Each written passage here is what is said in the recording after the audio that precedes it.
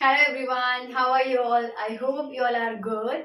So today again we are going to start our new topic, okay, which is importance of planning and limitations of planning, okay. पिछले topic में हमने functions पढ़े थे, 5 functions: planning, organising, staffing, directing and controlling. और थोड़ा सा matter हमने पढ़ा था प्लानिंग के बारे में, ठीक है, जिसमें मीनिंग पढ़ा था हमने और उसके फीचर्स पढ़े थे, ओके। सो आज आगे का हम कंटिन्यू करेंगे। प्लानिंग की इंपॉर्टेंस क्या होती है और लिमिटेशन। इंपॉर्टेंस क्या होता है, जो चीज मतलब प्लानिंग हमारे लिए इंपॉर्टेंट क्यों होती है, एंड लिमिटेशंस जैसे कि हर किसी में कुछ अच्छाइयां होती है तो उसकी बुराइयां भी होती है, वैसे ही क्या होता है प्लानिंग अगर कहीं अच्छा है तो उसकी कुछ कमियां भी तो है ना, कि प्लानिंग से हमें क्या क्या प्रॉब्लम हो सकती है वो हम देखेंगे, okay. So our first point is provides in direction, okay. जब हम कोई चीज प्लान करके चलते हैं आगे तो वो हमें वो क्या करता है, हमें एक डायरेक्शन दे देता है कि हमें इस डायरेक्शन में पूरा वर्क करना है अपना, ठीक है, जिससे कि क्या होगा, हम आगे चल के कोई प्रॉब्लम में नहीं आएंगे और जो भी हमने प्लान किया है उसको हम अच्छे से कंप्लीट कर पाएंगे, ओके। तो जब डायरेक्शन चीज की मिल जाती है तो वो चीजें अच्छे से हमारा क्या होती है, कंप्लीट हो जाती है, okay.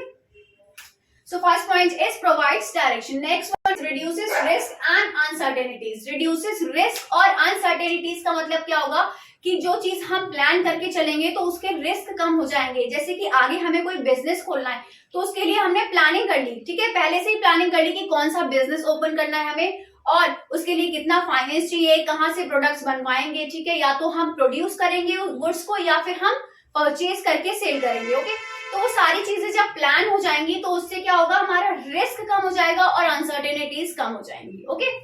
Then next one is promotes innovation ideas, promotes innovative ideas होगा, इनोवेटिव आइडियाज, ठीक है, promotes innovative ideas. Innovative means creative, ठीक है, जो कि क्या हो, नए नए। जब हम प्लानिंग करते हैं, अगर हमें कोई चीज करनी है उसके लिए हम प्लानिंग करते हैं तो क्या हमारे दिमाग में बहुत सारे आइडियाज होते हैं, थॉट्स होते हैं, जिसको हम क्या कर सकते हैं आगे चल के उस प्लानिंग को क्या कर सकते हैं, एग्जीक्यूट कर सकते हैं, ठीक है।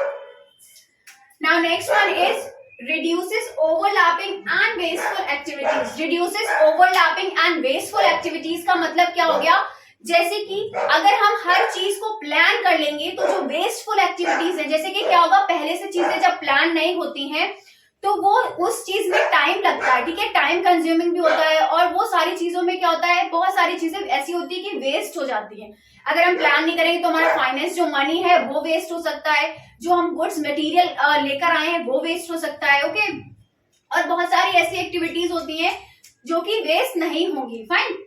Now next one is establishes standard for controlling. Establishes standards for controlling का मतलब क्या होता है, वो चीजें चेक करना जो हमने प्लानिंग के साथ की है। कंट्रोलिंग का मैंने आपको कल मतलब बताया था कि कंट्रोलिंग क्या होता है, कि वो चीजें चेक करना जो हमने प्लानिंग के साथ की है, ठीक है।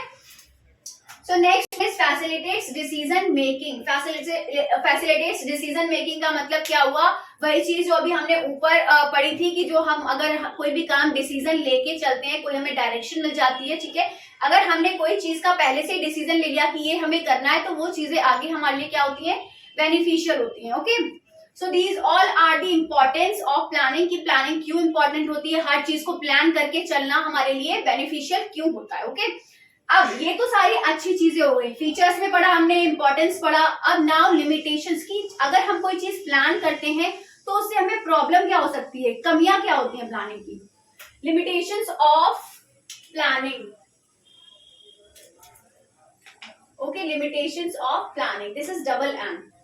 First point is planning reduces creativity. Reduces creativity का मतलब क्या हो गया कि जो प्लान करता है वो बहुत ही ज्यादा नॉलेजेबल पर्सन होता है, ठीक है। तो प्लान जो भी, जैसे एक मैनेजमेंट है उसमें सारी प्लानिंग कौन करता है, टॉप लेवल, सारी चीजें जो है टॉप लेवल वाले जो पर्सन है वो सारी चीजें प्लान करता है। तो जो लोअर लेवल और मिडिल लेवल में उनकी जो क्रिएटिविटी है, जो माइंड है उनका, वो तो नहीं मतलब यूज हो रहा है उसमें। तो वही चीज है कि जो क्रिएटिविटी होती है वो सिर्फ टॉप लेवल की बढ़ती है। किसकी बढ़ती है, सिर्फ टॉप लेवल की क्रिएटिविटी बढ़ती है बस, बट मिडिल लेवल और लोअर लेवल का क्या, उनके साथ तो नहीं होता ऐसा, ठीक है। तो वही चीजें हैं कि planning reduces creativity. Now next one is leads to rigidity. Rigidity means not flexible, fine. जो चीजें फ्लेक्सिबल नहीं होती, रिजिड होती है। जैसे कि हमने कोई ऐसा प्लान बना लिया, बाय चांस अगर हमने कोई ऐसा प्लान बना लिया जो कि आगे चेंज नहीं हो सकता है, ठीक है, तो हमारे लिए क्या होगा, आगे चल के in future we can have some problem, ठीक है, जो कि सही नहीं होगी एक बिजनेस के लिए, एक मैनेजमेंट के लिए। क्योंकि प्लान सारे जो भी हम प्लानिंग करते हैं वो क्या होना चाहिए, फ्लेक्सिबल होने चाहिए। ऐसे प्लान होने चाहिए कि जो हम आगे अगर कोई भी चीज आए, ऐसी कोई प्रॉब्लम आए, कोई सिचुएशन आए, तो वो हम चेंज कर सकें। Next one is involves huge cost. Involves huge cost मतलब कि जैसे कि अगर कोई प्लानिंग कर, जैसे कि हमें कोई प्लानिंग करनी है तो हम किसी से भी उठवा के, इतना बड़ा बिजनेस होता है उसकी प्लानिंग हम किसी से भी नहीं करवा सकते, उसके लिए प्रोफेशनल्स हायर किए जाते हैं। तो वो प्रोफेशनल्स जो हायर किए जाते हैं उसके लिए कुछ पेमेंट भी दिया जाता होगा, और जब हाई लेवल के प्रोफेशनल्स हैं तो उनको अच्छा ही पेमेंट देंगे, ठीक है। तो वो पेमेंट देने के लिए हमें क्या चाहिए होगा, कॉस्ट चाहिए होगी, मनी चाहिए होगा। इसीलिए क्या होता है कि huge cost involves huge cost, ठीक है, ज्यादा से ज्यादा उसमें क्या होता है, कॉस्ट लगता है। Then time consuming process. अब किसी प्लान को करने के लिए ये तो नहीं है हमने अभी सोचा और अभी प्लान करके इसको एग्जीक्यूट कर दिया, ऐसा तो नहीं होता है। क्या होता है उसमें, टाइम कंज्यूमिंग प्रोसेस है। प्लानिंग करने के लिए हमें टाइम चाहिए होता है, हमें मनी चाहिए होता है। So that's why it is costly also and it is time consuming also, fine. Does not generate success. Does not generate success का मतलब क्या होता है कि जैसे कि अगर हमने कोई ऐसा प्लान कर लिया जो कि हमारे लिए अच्छा नहीं है, तो उससे हमारा बिजनेस है वो, उसकी ग्रोथ जो है वो रुक जाएगी, सक्सेस नहीं मिल पाएगी हमें, ठीक है। तो प्लान ऐसे बनाओ जो कि फ्लेक्सिबल हो, जो चेंज हो सके, ठीक है, जो कम से कम कॉस्ट में हो सके। तो वो सारी चीजें क्या होती है जिससे कि हमें क्या मिल सके, हमारा बिजनेस ग्रो हो सके और सक्सेस मिल सके, फाइन।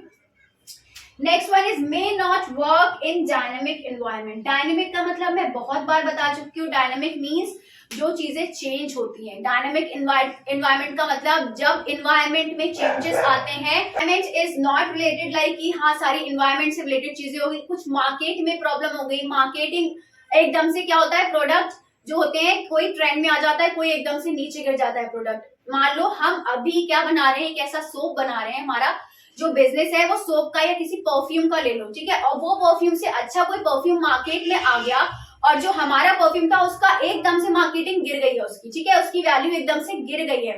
तो वो क्या होगा, उसमें प्रॉब्लम क्रिएट होगी और इसी चेंजेस की वजह से हमें क्या हो सकता है, लॉस हो सकता है, क्योंकि हमने प्लानिंग की थी उसके according, but now there are some changes जिसकी वजह से हमें प्रॉब्लम होगी और हमारा बिजनेस में क्या हो जाएगा, लॉस हो जाएगा, ठीक है। So that's why they are saying may not work in dynamic environment. Dynamic environment में प्लानिंग काम नहीं करता है, क्योंकि जब हम प्लान करेंगे वैसा होगा ही नहीं, तो हमारे लिए कोई बेनिफिट ही नहीं है इसमें, ठीक है। So these all are the importance and these all are the limitations of planning. Okay. So now planning is over. In next video we'll study about organizing, क्योंकि हमारा second function है मैनेजमेंट का, planning हमने कर लिया है, okay.